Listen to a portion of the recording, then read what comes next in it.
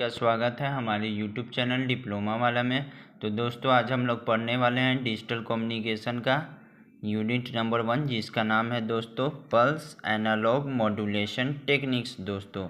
तो आइए सबसे पहले ये सब का हम लोग जानते हैं डिफिनेशन दोस्तों। तो डिफिनेशन दिया हुआ है, pulse analog modulation is a technique in which analog signal is transmitted in the form of pulsages.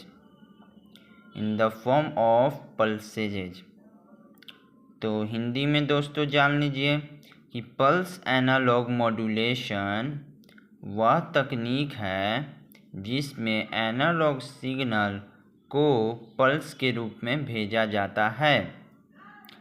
Pulse analog modulation वह तकनीक है जिसमें एनालॉग सिग्नल को पल्स के रूप में भेजा जाता है। एग्जाम्पल के तौर पे दोस्तों telephone communication, digital communication systems. उसके बाद है दोस्तों बेसिक डायग्राम और ब्लॉक डायग्राम। तब बेसिक डायग्राम है दोस्तों आपका एनालॉग सिग्नल, उसके बाद सैम्पलर आ जाएगा, उसके बाद पल्स मॉड्यूलेटर आ जाएगा, उसके बाद आपका दोस्तों ट्रांसमिशन आ जाएगा दोस्तों। उसके बाद दोस्तों हम लोग आते हैं सैम्पलिंग थ्योरम में दोस्तों। सैम्पलिंग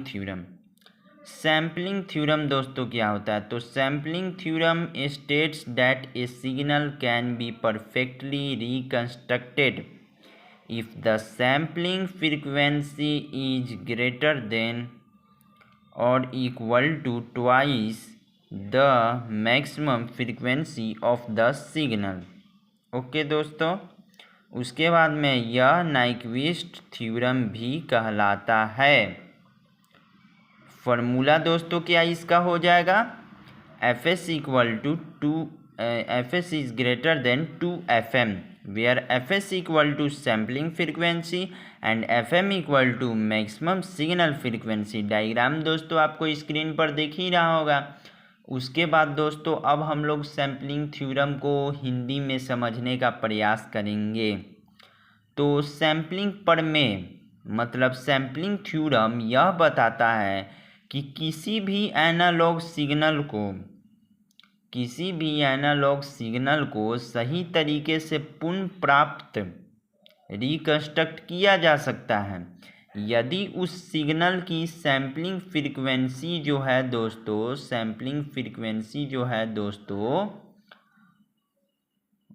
उस सिग्नल की सैम्पलिंग फ्रीक्वेंसी उस सिग्नल की अधिकतम आवृत्ति मैक्सिमम फ्रीक्वेंसी के कम से कम दुगुनी होनी चाहिए दोस्तों। उसके बाद है दोस्तों इसे नाइक्विस्ट प्रमेय मतलब नाइक्विस्ट थ्योरम भी दोस्तों कहा जाता है। उसके बाद है दोस्तों आपका इसका एग्जाम्पल में अगर signal frequency equal to 4 kilohertz है तो sampling frequency Fs is greater than 8 kilohertz.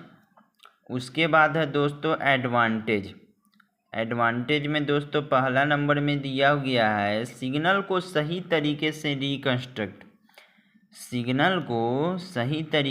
Reconstruct किया जा सकता है। डिस्टॉर्शन कम होता है। डिसएडवांटेज में दोस्तों क्या हो जाएगा कि हाई सैम्पलिंग फ्रीक्वेंसी की ज़रूरत पड़ती है और बैंडविड्थ ज़्यादा चाहिए। उसके बाद है दोस्तों आपका टॉपिक एलाइजिंग फिनोमिनन। तो एलाइजिंग फिनोमिनन का दोस्तों जानते हैं आपका डिफिनेशन में दोस्तों क्या होगा? Aliasing is the phenomenon in which different signals become indistinguishable. Aliasing is the phenomenon in which different signals become indistinguishable दोस्तों when sampled due to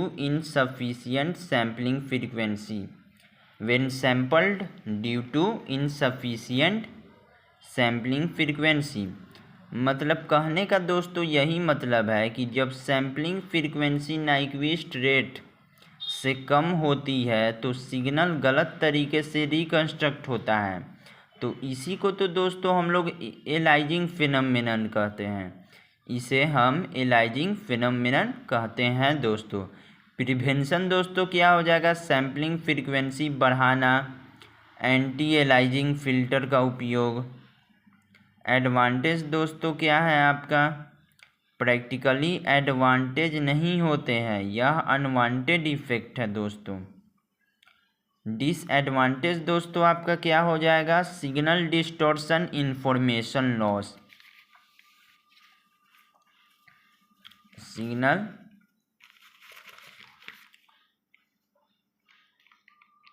उसके बाद है दोस्तों आपका sampling techniques, types of sampling. Sampling दोस्तों 3 प्रकार की होती है, ideal sampling, natural sampling, flat top sampling, ideal sampling. तो आइए दोस्तों सबसे पहले हम लोग जानते हैं आइडियल सैम्पलिंग। तो आइडियल सैम्पलिंग में सिग्नल को इम्पल्स ट्रेन के साथ मल्टीप्लाई किया जाता है। एडवांटेज दोस्तों, तो थ्योरेटिकल एनालिसिस के लिए अच्छा है, सिग्नल का सही रिप्रेजेंटेशन मिलती है। डिसएडवांटेज में दोस्तों आपका क्या हो जाएगा, तब प्रैक्टिकली इम्प्लीमेंट करना मुश्किल है। प्रैक्टिकली इम्प्लीमेंट करना मुश्किल है दोस्तों। उसके बाद दोस्तों इसका क्या हो जाएगा, डिजिटल सिस्टम्स के लिए सूटेबल है। डिजिटल सिस्टम्स के लिए सूटेबल है। डिसएडवांटेज दोस्तों, एपरेचर इफेक्ट कम होता है, सिग्नल डिस्टॉर्शन हो सकता है दोस्तों। उसके बाद है दोस्तों आपका एपरेचर इफेक्ट। एपरेचर इफेक्ट दोस्तों क्या होता है, तो डिफिनेशन सबसे पहले जान लीजिए। Aperture effect is the distortion produce in flat top sampling because the sample is taken over a finite time instead of an instant। Aperture effect वह विकृति है, वह डिस्टॉर्शन है जो फ्लैट टॉप सैम्पलिंग में उत्पन्न होती है, क्योंकि सैंपल को एकदम इंस्टेंट लेने के बजाय कुछ समय की अवधि फाइनाइट टाइम में लिया जाता है दोस्तों। इसीलिए एक्सप्लेनेशन दोस्तों, in ideal sampling the signal is sampled at an instant of time, but in practical circuits the sample is taken for a small duration of time। During this duration दोस्तों the signal may change slightly। Because of this change the sampled value becomes different from the original value। This error or distortion in the sampled signal is called aperture effect। This error or distortion in the sampled signal is called aperture effect दोस्तों। अब आइए सरल व्याख्या में दोस्तों जान लेते हैं। तो आइडियल सैम्पलिंग में सिग्नल को एक ही क्षण में लिया जाता है, लेकिन प्रैक्टिकल सर्किट्स में सैंपल को कुछ समय तक होल्ड किया जाता है। इस समय के दौरान सिग्नल थोड़ा बदल जाता है, इस वजह से सैंपल्ड सिग्नल में एरर या डिस्टॉर्शन आ जाता है। इसी डिस्टॉर्शन को एपरेचर इफेक्ट कहा जाता है दोस्तों। यहाँ हर सैंपल थोड़ी देर तक होल्ड रहता है, इसीलिए सिग्नल की एग्जैक्ट वैल्यू नहीं मिलती है दोस्तों। उसके बाद है दोस्तों आपका mathematically representation concept. Aperture effect mainly occurs because of the finite pulse width of sampling pulse. Causes of aperture effect, कारण दोस्तों एपरेचर इफेक्ट के होने का कारण क्या है दोस्तों, the finite width sampling pulse. Finite width sampling pulse. उसके बाद है दोस्तों आपका सेकेंड नंबर में hold circuit delay. Hold circuit delay. तीसरा में है दोस्तों आपका प्रैक्टिकल सैम्पलर लिमिटेशन। तो हिंदी में दोस्तों अब हम लोग जान लेते हैं। तो सैम्पलिंग पल्स की चौड़ाई, होल्ड सर्किट की डिले। तीसरा में दोस्तों practical circuit limitations, practical circuit limitations दोस्तों।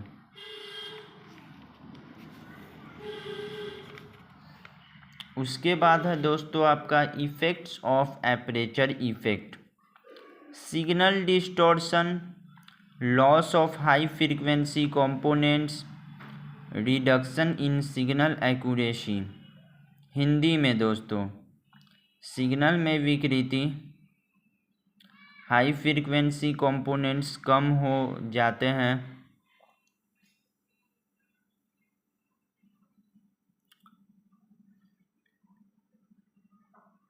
उसके बाद है दोस्तों सिग्नल की एक्यूरेसी। हिंदी में दोस्तों होगा कि सिग्नल में विकृति, हाई फ्रीक्वेंसी कंपोनेंट्स कम हो जाते हैं, सिग्नल की एक्यूरेसी कम हो जाती है। एडवांटेज में दोस्तों एग्जाम पॉइंट से तो प्रैक्टिकली एडवांटेज नहीं होते हैं, लेकिन flat top sampling practical circuits में आसान है, डिजिटल प्रोसेसिंग के लिए यूजफुल है दोस्तों। उसके बाद है दोस्तों डिसएडवांटेज में signal distortion, high frequency loss, signal reconstruction कठिन हो जाता है।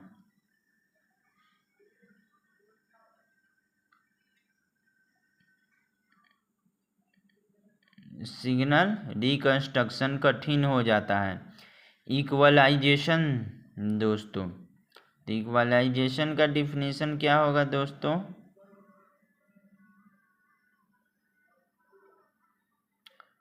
Equalization is the process used to reduce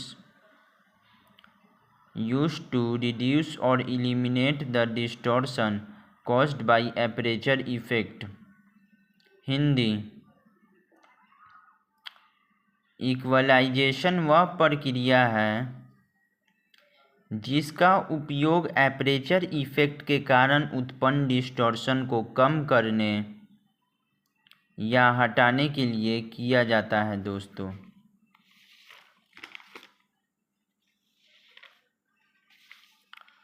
उसके बाद है दोस्तों explanation, due to aperture effect the sampled signal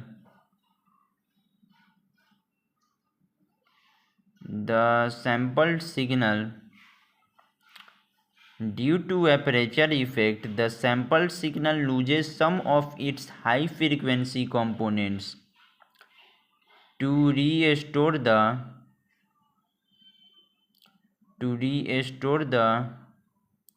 original signal shape।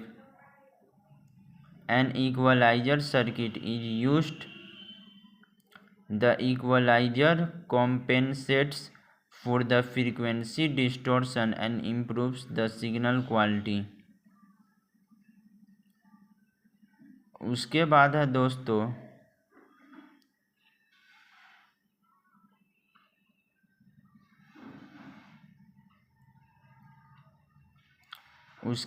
दोस्तों आपका सरल व्याख्या हिंदी में दोस्तों, एपरेचर इफेक्ट के कारण सैम्पल्ड सिग्नल में हाई फ्रीक्वेंसी कंपोनेंट्स कम हो जाते हैं दोस्तों।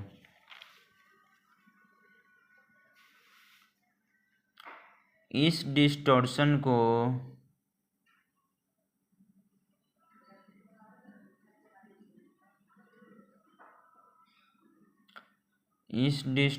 को ठीक करने के लिए इक्वलाइजर सर्किट का उपयोग किया जाता है। इक्वलाइजर सिग्नल को करेक्ट करके ओरिजिनल सिग्नल के करीब बना देता है। डायग्राम दोस्तों आपका क्या होगा? तो इनपुट सिग्नल, उसके बाद सैम्पलर, उसके बाद दोस्तों डिस्टॉर्टेड सिग्नल, उसके बाद इक्वलाइजर दोस्तों, उसके बाद रिकवर्ड सिग्नल, उसके बाद है दोस्तों आपका वर्किंग प्रिंसिपल, काम कैसे करता है दोस्तों। तो इंग्लिश में सुन लीजिए, signal is first sampled, second में दोस्तों due to aperture effect distortion occurs, equaliser modifies frequency response दोस्तों।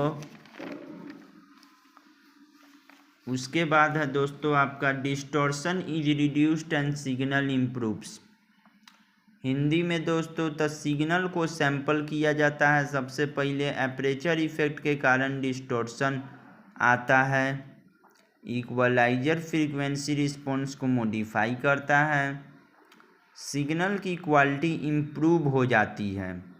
एप्लीकेशंस दोस्तों तो communication system, signal processing, audio systems. उसके बाद है दोस्तों आपका एडवांटेज, तो इस सिग्नल डिस्टॉर्शन कम करता है, सिग्नल क्वालिटी इम्प्रूव करता है, एक्यूरेट सिग्नल रिकवरी। डिसएडवांटेज में दोस्तों आपका हो जाएगा सर्किट कॉम्प्लेक्सिटी बढ़ जाती है, एक्स्ट्रा हार्डवेयर की ज़रूरत होती है। कंक्लूजन दोस्तों, aperture effect is the distortion produced in flat top sampling due to finite sampling time. This distortion reduces signal accuracy. To remove this distortion an equalizer circuit is used which restores the original signal characteristics। उसके बाद है दोस्तों आपका pulse modulation. Pulse modulation दोस्तों आपका क्या होता है, तो pulse modulation is A technique in which information signal or message signal is transmitted in the form of pulses by varying some parameter of the pulse। Pulse modulation वह तकनीक है जिसमें मैसेज सिग्नल को पल्सेज के रूप में भेजा जाता है और पल्स के किसी पैरामीटर को बदलकर इंफॉर्मेशन ट्रांसमिट की जाती है। बेसिक प्रिंसिपल मतलब मूल सिद्धांत दोस्तों क्या है, तो पल्स मॉड्यूलेशन में मैसेज सिग्नल के अनुसार पल्स के किसी पैरामीटर को बदला जाता है। पल्स के 3 पैरामीटर्स हो सकते हैं, pulse amplitude, pulse width, pulse position. इनको बदलकर अलग अलग प्रकार के पल्स मॉड्यूलेशन बनते हैं। बेसिक ब्लॉक डायग्राम, तो बेसिक ब्लॉक डायग्राम दोस्तों आपका क्या होगा, तो मैसेज सिग्नल, उसके बाद जाएगा पल्स जनरेटर, उसके बाद जाएगा पल्स मॉड्यूलेटर, उसके बाद आपका जाएगा मॉड्यूलेटेड पल्स आउटपुट। अब आइए दोस्तों हिंदी में एक्सप्लेनेशन समझ लेते हैं। तो पहला नंबर में दोस्तों आपका होगा मैसेज सिग्नल इनपुट किया जाता है। सेकेंड नंबर में दोस्तों आपका होगा पल्स जनरेटर पल्सेज बनाता है। और थर्ड में दोस्तों आपका होगा पल्स मॉड्यूलेटर सिग्नल के अनुसार पल्स को मॉडिफाई करता है दोस्तों, और आउटपुट में मॉड्यूलेटेड पल्सेज मिलती है दोस्तों। और उसके बाद है दोस्तों आपका types of pulses modulation. Pulse modulation मुख्य रूप से 3 प्रकार की होती है, pulse amplitude modulation PAM, pulse width modulation PWM, pulse position modulation PPM दोस्तों। तो आइए हम लोग सबसे पहले पढ़ते हैं दोस्तों पल्स एम्पलीट्यूड मॉड्यूलेशन के बारे में, पैम के बारे में। इसका सबसे पहले हम लोग जानेंगे डिफिनीशन दोस्तों। तो पल्स एम्पलीट्यूड मॉड्यूलेशन क्या होता है, तो pulse amplitude modulation is A type of pulse modulation in which the amplitude of the pulses varies according to the amplitude of the message signal while width and position remain constant। Pulse modulation, pulse amplitude modulation एक pulse modulation तकनीक है जिसमें pulse की amplitude message signal के अनुसार बदलती है। जबकि पल्स की विड्थ और पोजीशन कांस्टेंट रहती है। जेनरेशन प्रोसीड्यूर पैम कैसे बनता है? तो इंग्लिश में दोस्तों आप जान लीजिए, message signal is applied to the modulator circuit. A pulse generator produces periodic pulses. The message signal and pulses are combined. The output produces PAM signal where amplitude change. मतलब सबसे पहले दोस्तों आपका क्या कह रहा है, द मैसेज सिग्नल को मॉड्यूलेटर सर्किट में दिया जाता है। पल्स जेनरेटर पीरियोडिक पल्सेजेस बनाता है दोस्तों आपका। तीसरा नंबर में दोस्तों आपका क्या कह रहा है, द मैसेज सिग्नल और पल्सेज को कंबाइन किया जाता है। चौथा में द आउटपुट में पैम सिग्नल मिलता है जिसमें एम्पलीट्यूड बदलती है दोस्तों। उसके बाद है दोस्तों आपका डिटेक्शन प्रोसीड्यूर, पैम को डिटेक्ट करना। इंग्लिश में दोस्तों पहले हम लोग पढ़ेंगे। तो पहला नंबर में दोस्तों आपका दिया गया है, PAM signal is pass through a low pass filter. Second number में दोस्तों आपका दिया गया है, the filter removes high frequency components. Third number में दोस्तों आपका दिया गया है, the recovered message signal is recovered. The original message signal is recovered. उसके बाद में दोस्तों आपका हिंदी में दिया गया है, पैम सिग्नल को लो पास फिल्टर में भेजा जाता है। फिल्टर अनवांटेड फ्रीक्वेंसी को हटा देता है। ओरिजिनल मैसेज सिग्नल प्राप्त हो जाता है। एक्सप्लेनेशन दोस्तों, यहाँ पल्स की हाइट एम्पलीट्यूड बदलती है। एडवांटेज फायदे, सर्किट सिंपल होता है, इम्प्लीटेशन आसान होता है, लो कॉस्ट सिस्टम होता है दोस्तों।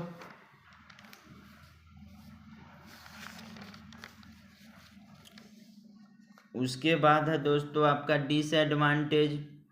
तो डिसएडवांटेज में आपका चल आएगा वही है, नॉइज इफेक्ट ज़्यादा होता है, सिग्नल डिस्टॉर्शन हो सकता है, बैंडविड्थ ज़्यादा चाहिए दोस्तों। एप्लीकेशन दोस्तों आपका क्या है, तो Ethernet communication, telephone communication, digital communication systems. Pulse width modulation PWM, basic definition क्या होगा दोस्तों PWM का, पल्स विड्थ मॉड्यूलेशन का मूल परिभाषा इंग्लिश में दोस्तों, the pulse width modulation is A type of pulse modulation in which the width of the pulse varies according to the amplitude of the message signal while amplitude remains constant। Hindi में दोस्तों, the pulse width modulation एक pulse modulation तकनीक है जिसमें pulse की width message signal के अनुसार बदलती है जबकि एम्पलीट्यूड कांस्टेंट रहती है।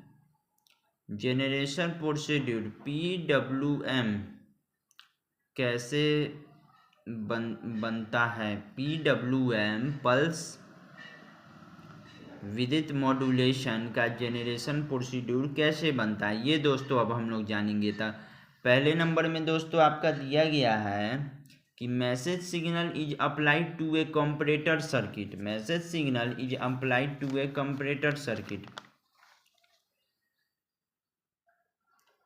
उसके बाद दोस्तों आपका दिया गया a high frequency carrier signal is applied. उसके बाद दोस्तों आपका दिया गया है कंपैरेटर कंपेयर्स बोथ सिग्नल्स। चौथा नंबर में दोस्तों आपका दिया गया output produces PWM signal where pulse width varies दोस्तों। हिंदी में दोस्तों आपका हो जाएगा, मैसेज सिग्नल को कंपैरेटर सर्किट में दिया जाता है, हाई फ्रीक्वेंसी कैरियर सिग्नल लगाया जाता है, कंपैरेटर दोनों सिग्नल्स को कंपेयर करता है, आउटपुट में PWM सिग्नल बनाता है जिसमें पल्स विड्थ बदलती है। उसके बाद है दोस्तों आपका डिटेक्शन प्रोसीड्यूर क्या होगा पल्स विड्थ मॉड्यूलेशन का। तो PWM को डिटेक्ट करना। तो PWM signal is applied to low pass filter. Filter removes high frequency components. Original message signal is obtained. Hindi में दोस्तों, तब PWM सिग्नल को लो पास फिल्टर में भेजा जाता है। फिल्टर अनवांटेड फ्रीक्वेंसी को हटा देता है। ओरिजिनल मैसेज सिग्नल प्राप्त हो जाता है दोस्तों। एक्सप्लेनेशन दोस्तों क्या होगा, यहाँ पल्स की विड्थ बदलती है दोस्तों। एडवांटेज, नॉइज इम्यूनिटी अच्छी होती है, पावर इफिशिएंसी ज़्यादा होती है, सिग्नल क्वालिटी अच्छी होती है। उसके बाद है दोस्तों आपका डिसएडवांटेज, नुकसान, सर्किट डिजाइन कॉम्प्लेक्स होता है, साइक्रोनाइजेशन की ज़रूरत होती है।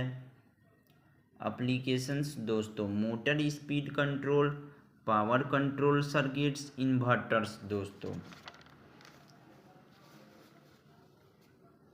तीसरा नंबर में है दोस्तों आपका पल्स पोजीशन मॉड्यूलेशन, PPM। तो बेसिक डेफिनेशन, मूल परिभाषा दोस्तों इंग्लिश लैंग्वेज में। तो pulse position modulation is A pulse modulation technique in which the position of pulse changes according to the message signal while amplitude and width remains constant। Hindi में दोस्तों, the pulse position modulation PPM एक pulse modulation तकनीक है जिसमें कि pulse की position message signal के अनुसार बदलती है जबकि एम्पलीट्यूड और विड्थ कांस्टेंट रहती है। जेनरेशन प्रोसीड्यूर PPM कैसे बनता है, the message signal is applied to PWM modulator. उसके बाद है दोस्तों आपका PWM सिग्नल इज जेनरेटेड। उसके बाद है दोस्तों आपका PWM signal is pass through differentiator and pulse generator.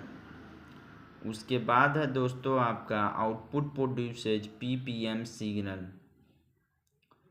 उसके बाद है दोस्तों आपका हिंदी में द मैसेज सिग्नल को PWM मॉड्यूलेटर में दिया जाता है। उसके बाद है दोस्तों आपका PWM सिग्नल बनता है। PWM सिग्नल को डिफरेंशिएटर और पल्स जनरेटर में भेजा जाता है। आउटपुट में PPM सिग्नल बनता है। डिटेक्शन प्रोसीड्यूर दोस्तों, the PPM signal is converted into PWM signal। PWM signal is passed through low pass filter। Original message signal is recovered। उसके बाद है दोस्तों आपका हिंदी में PPM सिग्नल को पहले PWM सिग्नल में कन्वर्ट किया जाता है। PWM सिग्नल को लो पास फिल्टर में भेजा जाता है। उसके बाद दोस्तों ओरिजिनल मैसेज सिग्नल प्राप्त हो जाता है। एक्सप्लेनेशन दोस्तों, यहाँ पल्स की पोजीशन बदलती है दोस्तों। एडवांटेज, फ़ायदे, नॉइज इम्यूनिटी बहुत अच्छी होती है, पावर इफिशिएंसी हाई होती है।